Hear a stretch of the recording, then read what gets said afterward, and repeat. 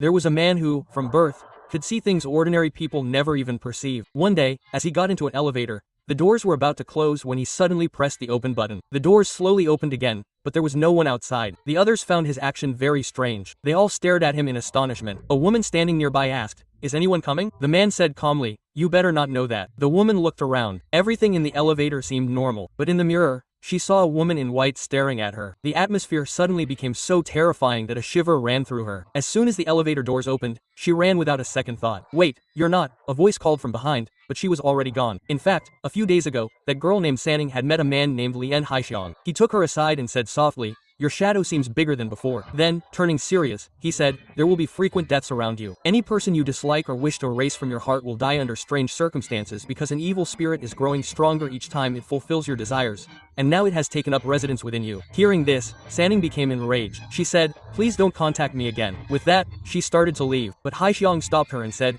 "Wait, I need your help. I'll pay for it." Quote. She paused for a moment, then agreed without another word. Haixiang told her that there are two kinds of spirits in this world.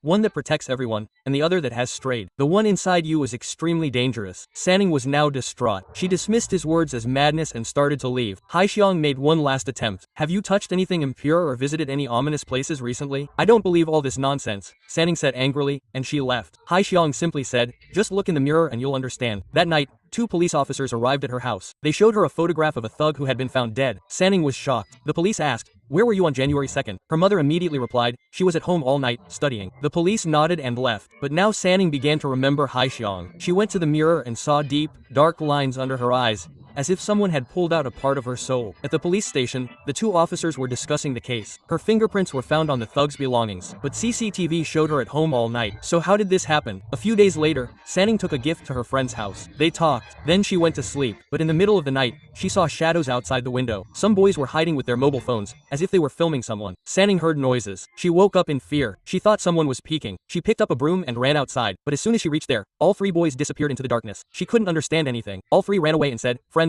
we accidentally entered the wrong room." It seemed she thought we were crazy. Quote. Comment to find out what happened next. Next part.